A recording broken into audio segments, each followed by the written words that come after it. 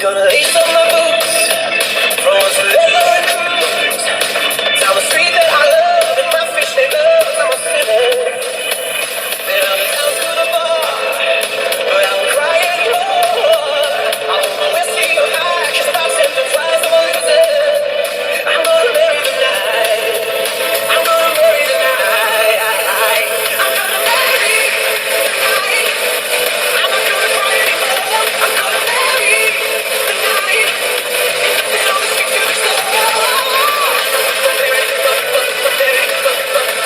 night. Marry the night. Nothing's too cool to take me from you. New York is not just a town that you'll never lose. Love is the new venom on that. Skeleton guns are ready, built in the attic. Get ginger ready, time to come me no fun. Over the seas, my guess is that we make love. Come on, we run. Come on, we run. I'm gonna marry the night. I'm gonna hold it around. I'm gonna marry the night. Then all these streets will explode.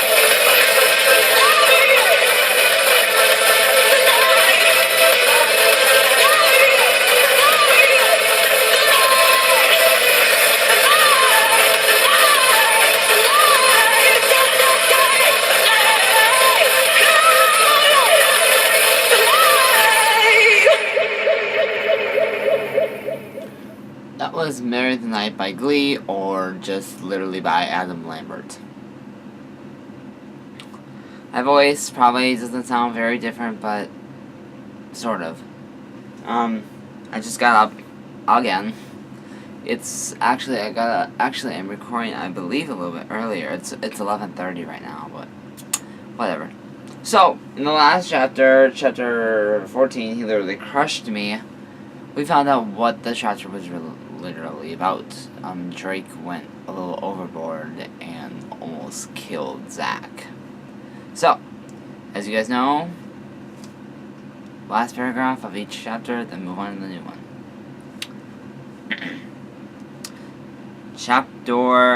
Last paragraph of chapter 14, he literally crushed me.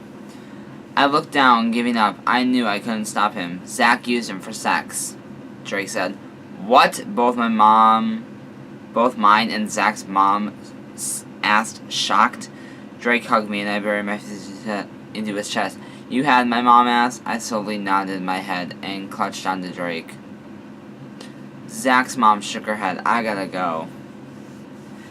I'll talk to you tomorrow, she said, and then left. My mom didn't know what to say, so Drake and I went up to his room. I snuggled in him and tried to fall asleep. God damn it, Zach's mom is gonna do something to Drake. He's strong. He'll be okay. Chapter 15.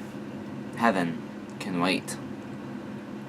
Drake's point of view. I really didn't want to say it because I knew it would hurt Daniel, but I felt like I had to. I'm not completely sure why, but I just did. I hope I didn't hurt Daniel too much. I never wanted to hurt him. I just needed him to know that I wanted to protect him, to keep him safe, to stand up for him. I did beat up Zach pretty bad, but I don't regret it. What he did to Daniel was horrible. I wasn't gonna let him get away with that. What if what I did to Zach scared Daniel? Like I was gonna beat him down if he did something wrong. Daniel, sweetheart? I said, He replied. Did I scare you in any way like what I did to Zach? Did I scare you? I asked. Daniel didn't say anything for a minute. I could feel him start to shake. Yeah, a little, he admitted. But I'm not scared of you. I hugged him tighter. I'm never going to do anything like that to you. I can never hurt you. I just want to make sure you know that. I'm comfortable, Daniel nodded as he clutched onto my shirt, but he didn't stop shaking. Relax, sweetheart. He smoothly and gently rubbed his back. Daniel relaxed and stopped shaking. There was a knock on the door, then Grace walked in. Daniel tensed up again, but forced himself not to shake. Do you boys want anything to eat? Grace asked. Daniel shook his head, but I nodded. Grace went back downstairs to get me dinner. Aren't you hungry? You hardly eaten anything today. I asked. Daniel just shrugged. Grace came back up and handed me my dinner. Thanks. I said, You're well. My God, what happened to your arms? Grace asked. I looked down at my arms and realized I wasn't wearing my sweatshirt. Daniel looked up with me with worry in his eyes. My cat. She likes to wrestle. I lied. Those don't look like cat scratches, Grace said, concerned. I didn't know what to say. I can't tell her I cut myself, but I can't come up with anything else. Did you do that? Grace asked quietly. I had no choice. There was nothing I could say. I nodded my head slowly and looked down. I noticed Daniel wasn't wearing his sweatshirt either, but he was hiding them pretty good. They look new, are they? Grace asked. I nodded again. What? Why? Why did you do that? Grace asked. I didn't say anything. I didn't want her to know that I cut over Daniel. He caught me making out with Zach. Daniel said, grabbing my hand. His scars are more visible. What is he doing? I look up at Daniel in concern. What? Grace almost yelled. But I thought he did. I don't know why I did it. I said, when did this happen, Grace? The day before I beat up Zach. I said. Grace looked down at our arms. She grabbed Daniel's arm and looked at his wrist. You too?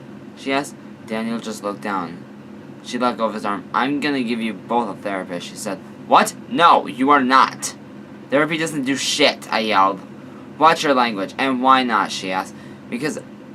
Because do you really expect Daniel to talk to some random stranger? No, he wouldn't. I'm the only person that he can talk to if he wants to. I'm also the person to comfort him and hold him and be there for him when he doesn't need a therapist, or neither do I replied. Who's gonna help you? Grace asked. Daniel, I replied. How could you help him? She asked. Because I know how much pain and aggression one feels to cut. And I want to help him, and I know he will try his best to help me. I replied, There's nothing left to say. Grace left, and I wrapped my arm around Daniel. Thank you, Daniel said. For what? I asked. For what you just did, he replied. I smiled a little and hugged him. Daniel looked up to my face and looked at my lips. I smiled and leaned in. Our lips touched softly like a dream. It was the best feeling ever. I loved his kiss. He always gave me butterflies. But when we kissed, it's like an explosion. I can't even get enough. I continued to kiss, our lips moving almost perfectly together.